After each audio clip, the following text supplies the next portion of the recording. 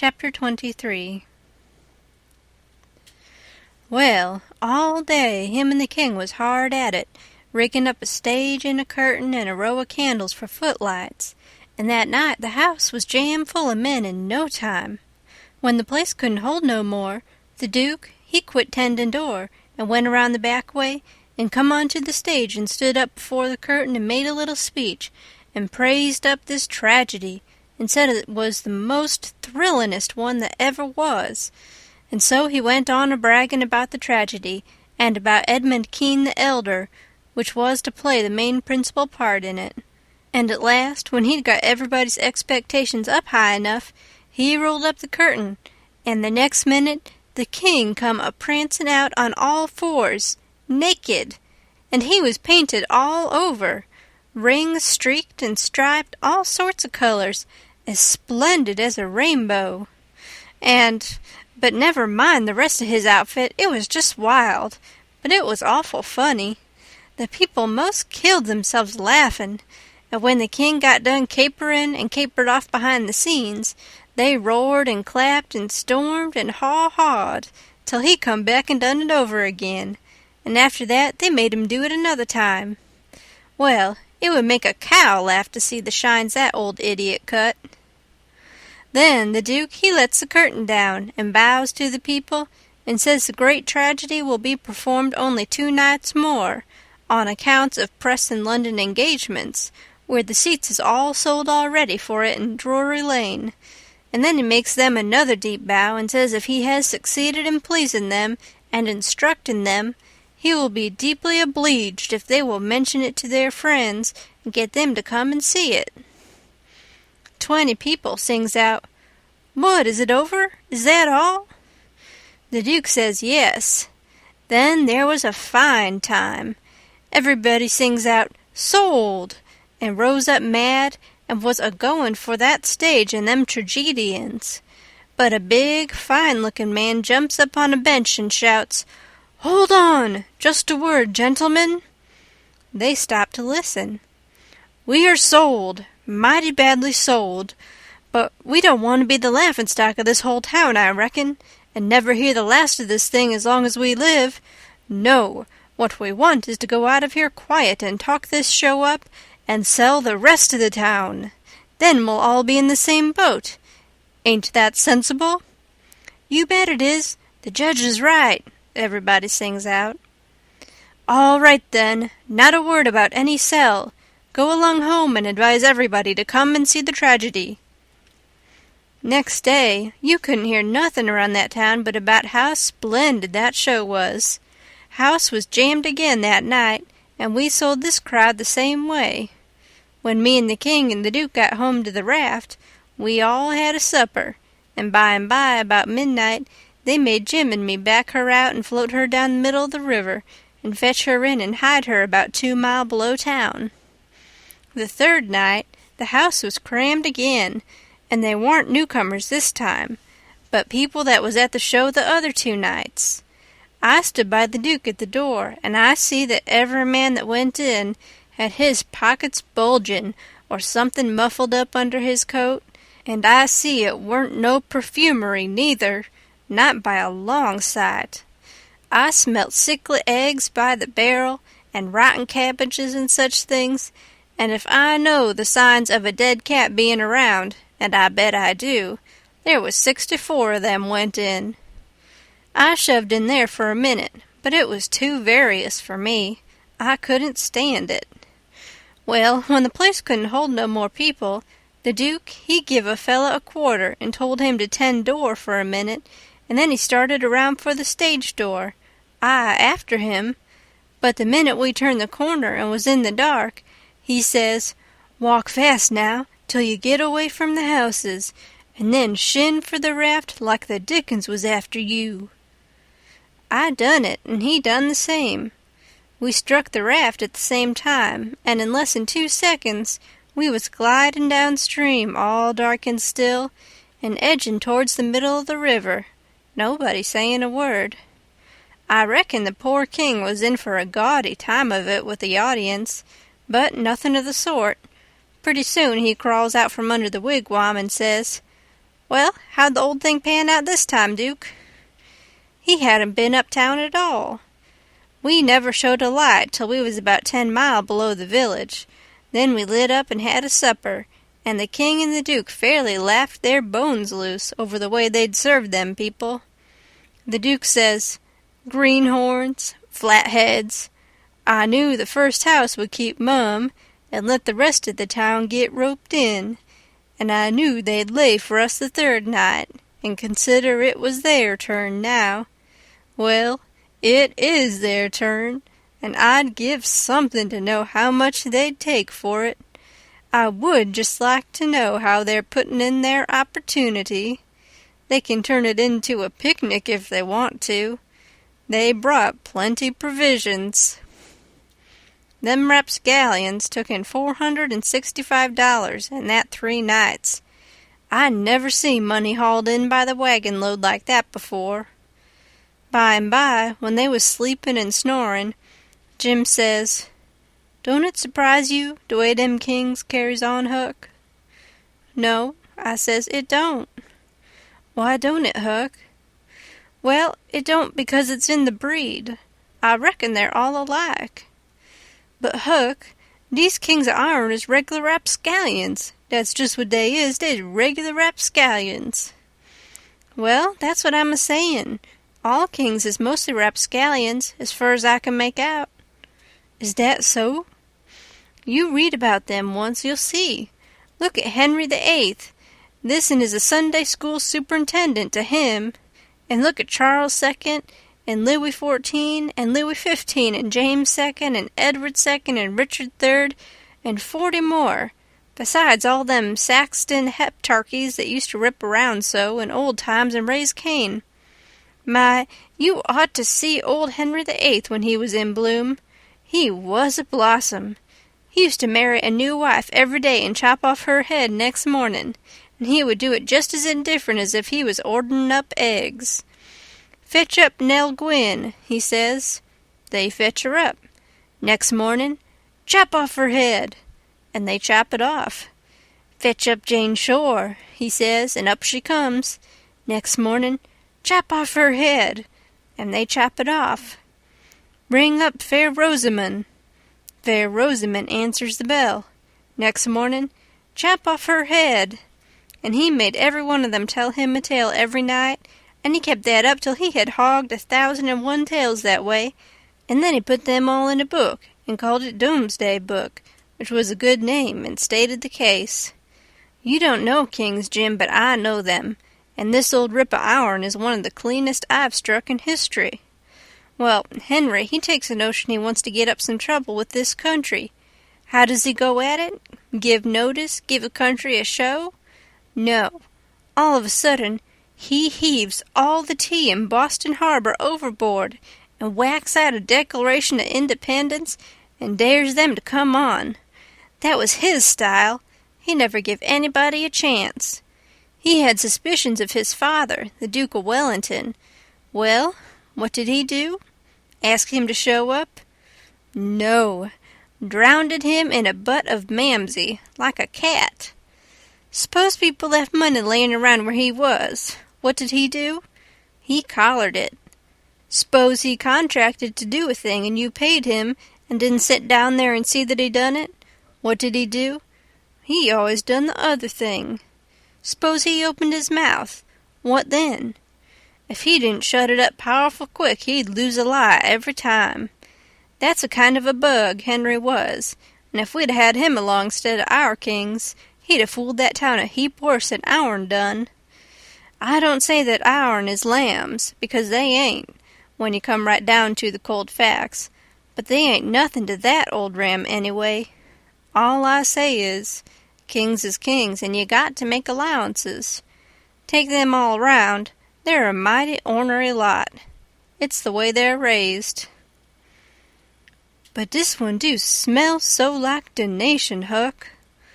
Well, they all do, Jim. We can't help the way a king smells. History don't tell no way. Now, de Duke, he's a tolerable likely man in some ways. Yes, the Duke's different, but not very different. This one's a middlin' hard lot for a duke. When he's drunk, there ain't no near-sighted man could tell him from a king. Well, anyways, I don't hanker for no more 'n 'em, Hook. These is all I can stand." "It's the way I feel, too, Jim. But we've got them on our hands, and we got to remember what they are and make allowances. Sometimes I wish we could hear of a country that's out of kings." What was the use to tell Jim these warn't real kings and dukes? It wouldn't have done no good, and besides, it was just as I said. You couldn't tell them from the real kind. I went to sleep, and Jim didn't call me when it was my turn. He often done that.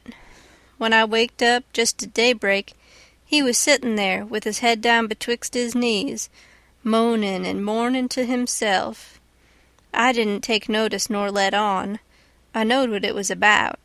He was thinking about his wife and his children away up yonder, and he was low and homesick, because he hadn't ever been away from home before in his life, and I do believe he cared just as much for his people as white folks does for their'n. It don't seem natural, but I reckon it's so. He was often moanin' and mournin' that way nights when he judged I was asleep, and sayin', "Po' little Elizabeth, po' little Johnny, it's mighty hard. I spec I ain't ever gwine to see you no mo', no mo'." He was a mighty good nigger, Jim was. But this time I somehow got to talkin' to him about his wife and young ones, and by he says, "What makes me feel so bad dis time is because I hear somepin over yonder on de bank like a whack or a slam, while ago, and it mind me er de time I treat my little Elizabeth so ornery. She warn't only 'bout 4 year old, and she took the scarlet fever, and had a powerful rough spell, but she got well, and one day she was a-standin' round, and I says to her, I says, 'Shut de door.' She never done it, just stood there, kinder smilin' up at me.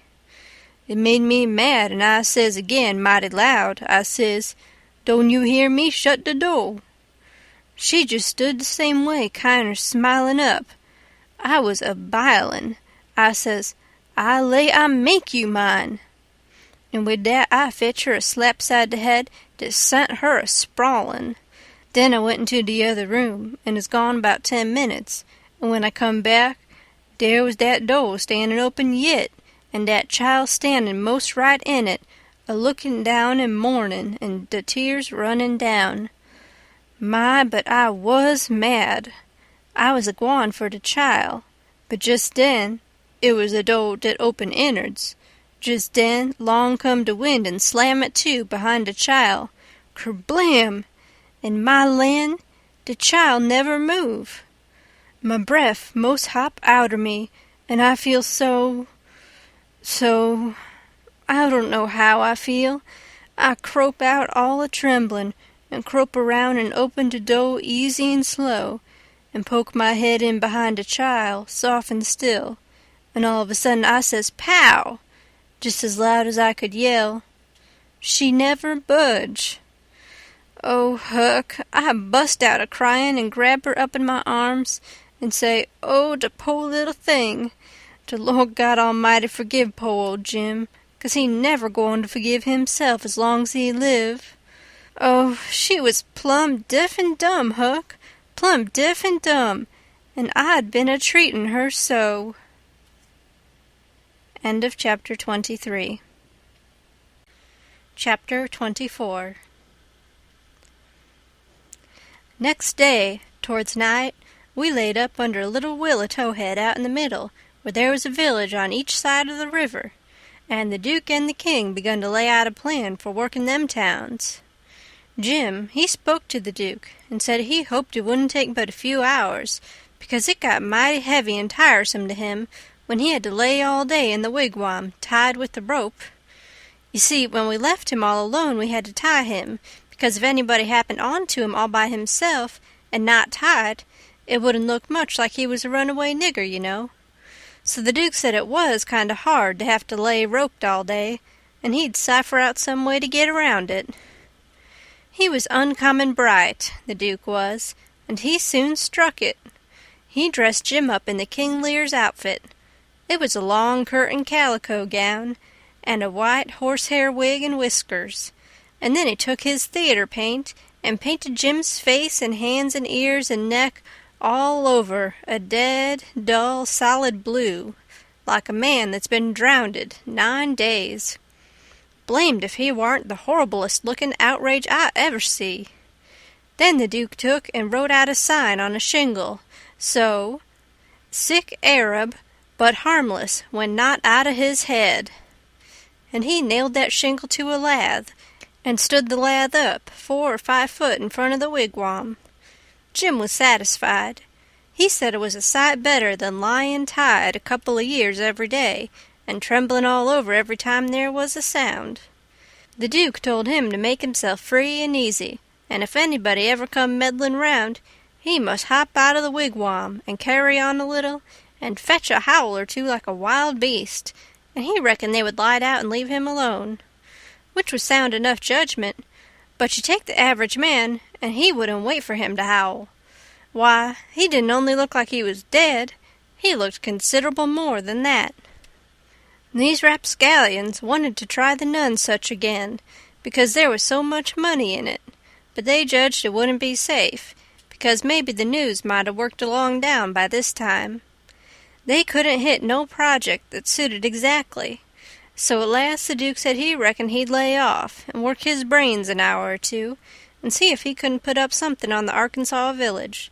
And the King, he allowed he would drop over to the other village without any plan, but just trust in Providence to lead him the profitable way, meaning the devil, I reckon. We had all bought store clothes where we stopped last, and now the King put his'n on, and he told me to put mine on. I done it, of course. The King's duds was all black, and he did look real swell and starchy. I never knowed how clothes could change a body before. Why, before, he looked like the orneriest old rip that ever was. But now, when he'd take off his new white beaver and make a bow and do a smile, he looked that grand and good and pious that you'd say he had walked right out of the ark, and maybe was old Leviticus himself. Jim cleaned up the canoe, and I got my paddle ready. There's a big steamboat layin' at the shore way up under the point, about 3 mile above the town. Been there a couple of hours, takin' on freight. Says the King, "See how I'm dressed? I reckon maybe I better arrive down from St. Louis or Cincinnati, or some other big place. Go for the steamboat, Huckleberry. We'll come down to the village on her." I didn't have to be ordered twice to go and take a steamboat ride.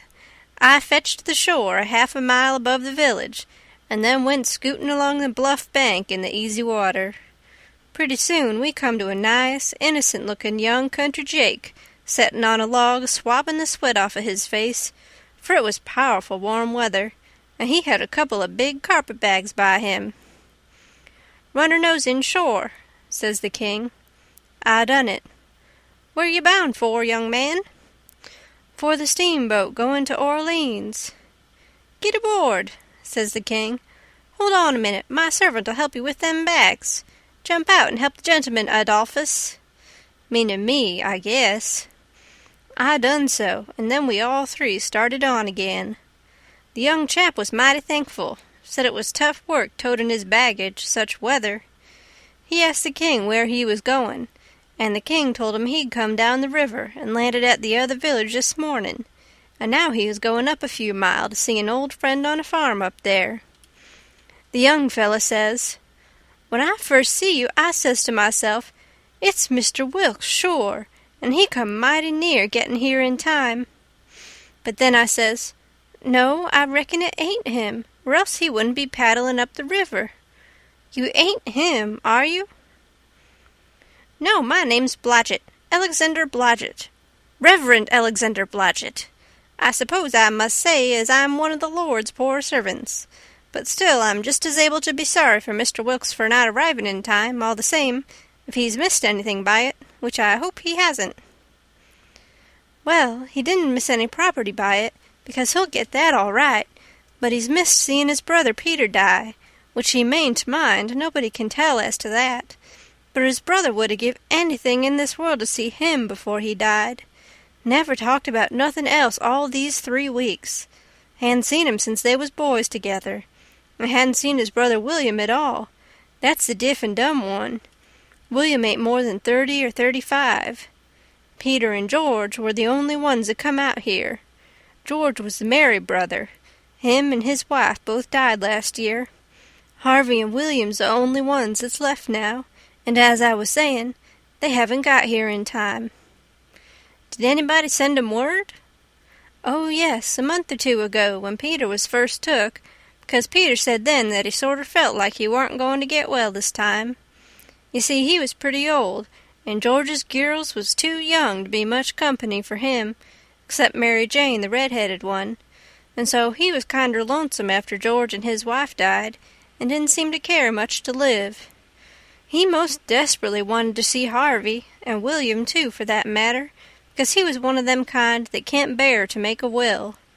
He left a letter behind for Harvey and said he'd told him in it where his money was hid, and how he wanted the rest of the property divided up so George's girls would be all right, for George didn't leave nothing, and that letter was all they could get him to put a pen to.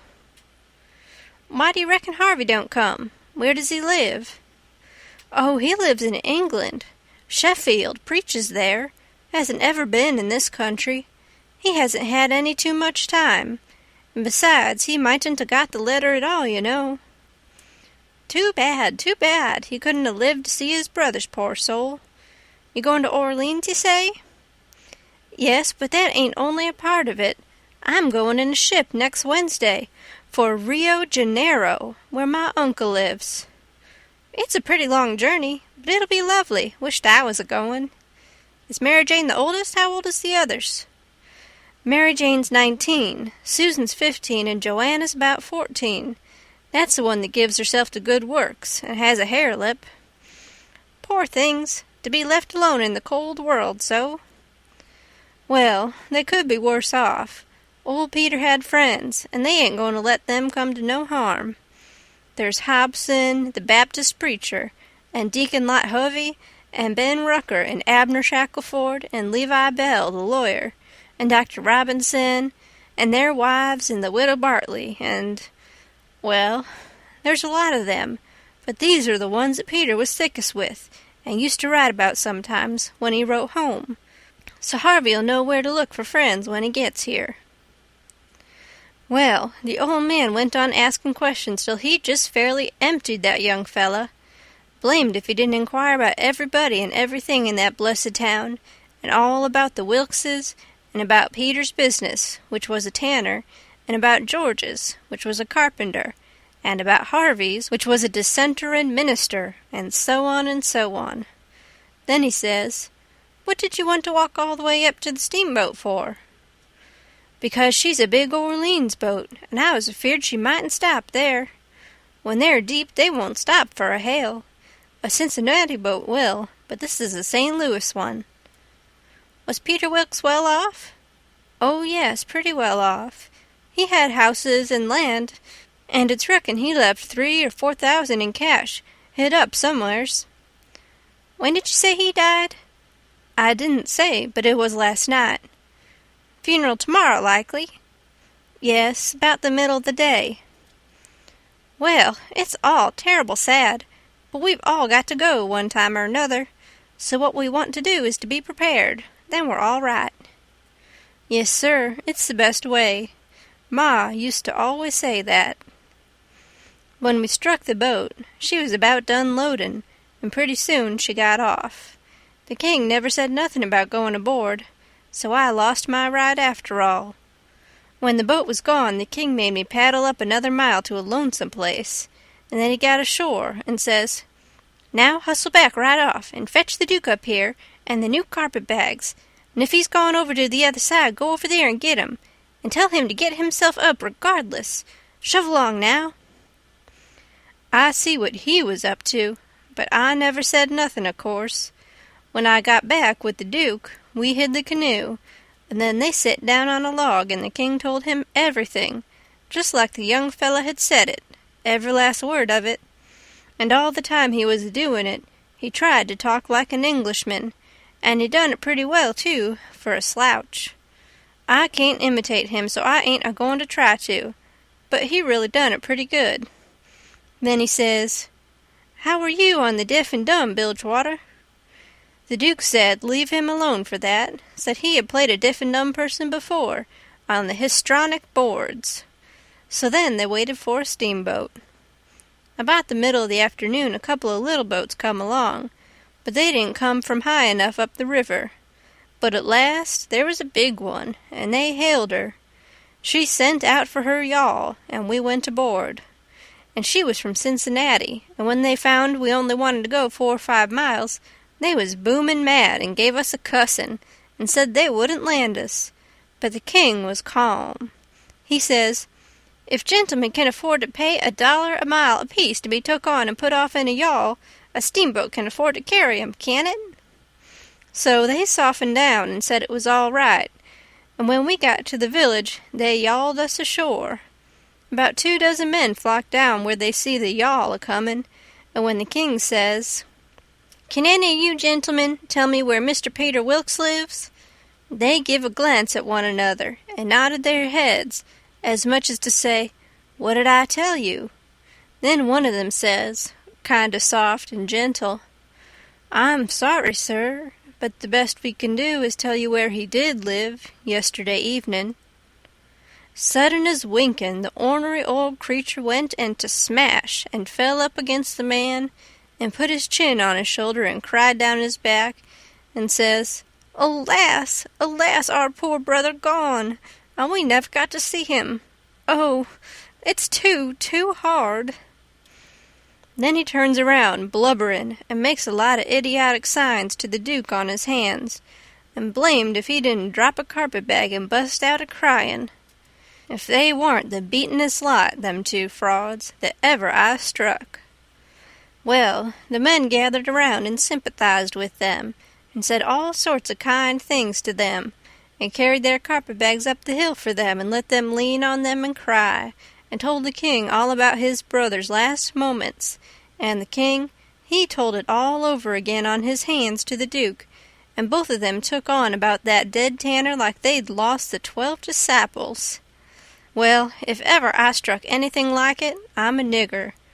It was enough to make a body ashamed of the human race. End of chapter 24. Chapter 25. The news was all over town in 2 minutes, and you could see the people tearing down on the run from every which way, some of them putting on their coats as they come. Pretty soon we was in the middle of a crowd, and the noise of the trampin' was like a soldier march. The windows and dooryards was full, and every minute somebody would say over a fence, "Is it them?" And somebody trotting along with the gang would answer back and say, "You bet it is." When we got to the house, the street in front of it was packed, and the 3 girls was standing in the door. Mary Jane was red-headed, but that don't make no difference. She was most awful beautiful, and her face and her eyes was all lit up like glory, she was so glad her uncles had come. The king, he spread his arms, and Mary Jane, she jumped for them, and the hare-lip jumped for the Duke, and there they had it. Everybody most, leastways women, cried for joy to see them meet again at last and have such good times. Then the king, he hunched the Duke private. I see him do it. And then he looked around and see the coffin over in the corner on 2 chairs. So then him and the Duke, with a hand across each other's shoulder and the other hand to their eyes, walked slow and solemn over there, everybody dropping back to give them room, and all the talk and noise stopping, people saying, "Shh," and all the men taking their hats off and drooping their heads so you could 'a' heard a pin fall. And when they got there, they bent over and looked in the coffin and took one sight, and then they bust out a-crying so you could 'a' heard them to Orleans most, and then they put their arms round each other's necks and hung their chins over each other's shoulders, and then for 3 minutes, or maybe 4, I never see 2 men leak the way they done. And mind you, everybody was doing the same, and the place was that damp I never see anything like it. Then one of them got on one side of the coffin, and the other on the other side, and they kneeled down and rested their foreheads on the coffin, and let on to pray all to themselves. Well, when it come to that, it worked the crowd like you never see anything like it, and everybody broke down and went to sobbing right out loud. The poor girls, too, and every woman nearly went up to the girls without saying a word and kissed them, solemn on the forehead, and then put their hand on their head and looked up towards the sky with the tears running down, and then busted out and went off sobbing and swabbing, and give the next woman a show. I never see anything so disgusting. Well, by and by, the king he gets up and comes forward a little, and works himself up and slobbers out a speech all full of tears and flapdoodle about its being a sore trial for him and his poor brother to lose the diseased, and to miss seeing diseased alive after the long journey of 4,000 mile, but it's a trial that's sweetened and sanctified to us by this dear sympathy and these holy tears, and so he thanks them out of his heart and out of his brother's heart, because out of their mouths they can't, words being too weak and cold, and all that kind of rotten slush, till it was just sickening, and then he blubbers out a pious goody-goody amen, and turns himself loose and goes to crying fit to bust. And the minute the words were out of his mouth, somebody over in the crowd struck up the doxologer, and everybody joined in with all their might, and it just warmed you up and made you feel as good as church letting out. Music is a good thing, and after all that soul butter and hogwash, I never see it freshen up things so, and sound so honest and bully. Then the king begins to work his jaw again, and says how him and his nieces would be glad if a few of the main principal friends of the family would take supper here with them this evening, and help set up with the ashes of the diseased, and says if his poor brother layin' yonder could speak, he knows who he would name, for they was names that was very dear to him, and mentioned often in his letters, and so he will name the same, to wit, as follows, viz., Reverend Mr. Hobson, and Deacon Lot Hovey, and Mr. Ben Rucker, and Abner Shackelford, and Levi Bell, and Dr. Robinson, and their wives, and the widow Bartley. Reverend Hobson and Dr. Robinson was down to the end of the town a-hunting together. That is, the doctor was shipping a sick man to the other world, and the preacher was pinting him right. Lawyer Bell was away up to Louisville on business, but the rest was on hand, so they all come and shook hands with the king and thanked him and talked to him, and then they shook hands with the Duke and didn't say nothing, but just kept a-smiling and bobbing their heads like a passel of sapheads, whilst he made all sorts of signs with his hands and said goo-goo, goo-goo-goo all the time, like a baby that can't talk. So the king he blattered on and managed to inquire about pretty much everybody and dog in town by his name, and mentioned all sorts of little things that happened one time or another in the town, or to George's family, or to Peter, and he always let on that Peter wrote him the things, but that was a lie. He got every blessed one of them out of that young flathead that we canoed up to the steamboat. Then Mary Jane, she fetched the letter her father left behind, and the king he read it out loud and cried over it. It give the dwellin'-house and $3,000 gold to the girls, and it give the tan-yard, which was doing a good business, along with some other houses and land, worth about $7,000, and $3,000 in gold to Harvey and William, and told where the $6,000 cash was hid down cellar. So these two frauds said they'd go and fetch it up and have everything square and above board, and told me to come with a candle. We shut the cellar door behind us, and when they found the bag, they spilt it out on the floor, and it was a lovely sight, all them yaller boys. My, the way the king's eyes did shine! He slaps the Duke on the shoulder and says, "Oh, this ain't bully nor nothing. Oh, no, I reckon not. Why, Billy, it beats the Nonsuch, don't it?" The Duke allowed it did. They pawed the yaller boys, and sifted them through their fingers and let them jingle down on the floor, and the king says, "It ain't no use talking, being brothers to a rich dead man, and representatives of furrin heirs that's got left is the line for you and me, Bilge. This yer comes a trustin' to Providence. It's the best way in the long run. I've tried 'em all, and there ain't no better way." Most everybody would have been satisfied with the pile and took it on trust, but no, they must count it. So they counts it, and it comes out $415 short. Says the king, "Darn him, I wonder what he done with that $415. They worried over that a while and ransacked all around for it. Then the Duke says, "Well, he was a pretty sick man, and likely he made a mistake. I reckon that's the way of it. The best way is to let it go and keep still about it. We can spare it."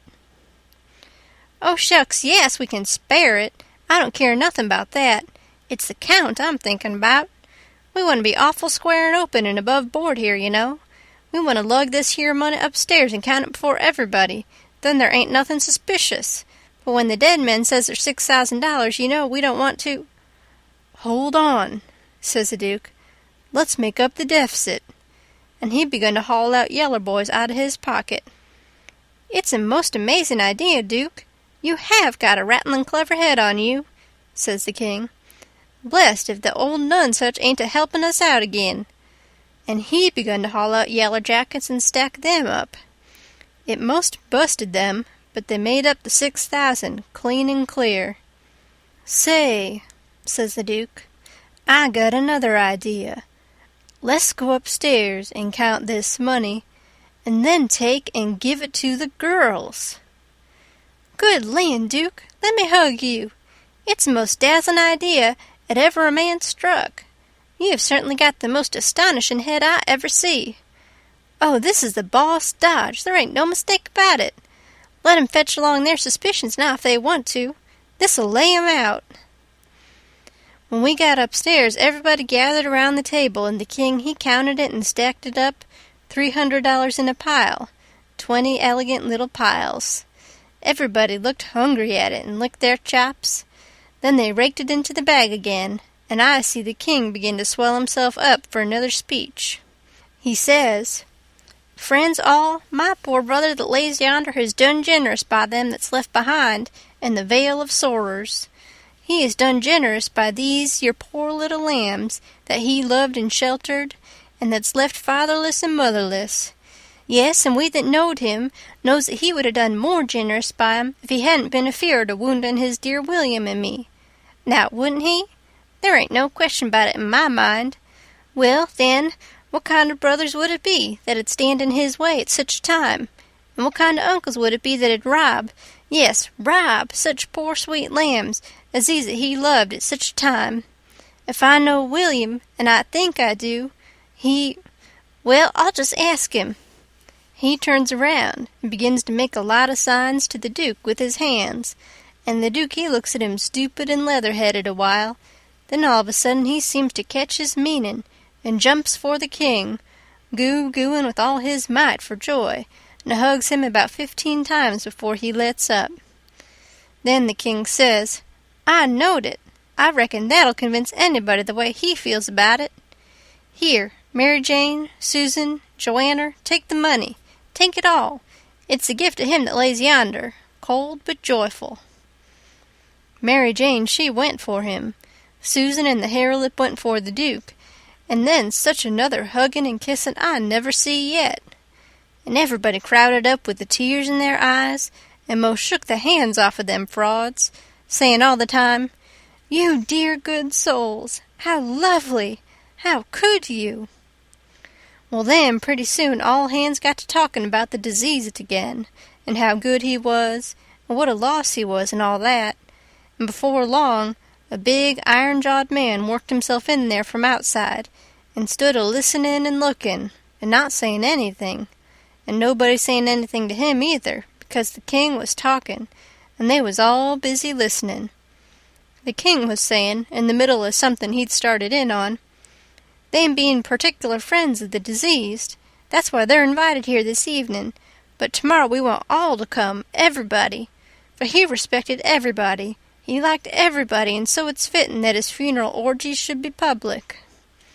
And so he went on a-mooning on and on, liking to hear himself talk, and every little while he fetching his funeral orgies again, till the Duke he couldn't stand it no more, so he writes on a little scrap of paper, "Obsequies, you old fool," and folds it up and goes to goo-gooing and reaching it over people's heads to him. The king reads it and puts it in his pocket and says, "Poor William, afflicted as he is, his heart's all is right. Asked me to invite everybody to come to the funeral. Wants me to make 'em all welcome. But he needn't have worried, it was just what I was at." Then he weaves along again, perfectly calm, and goes to dropping in his funeral orgies again every now and then, just like he done before.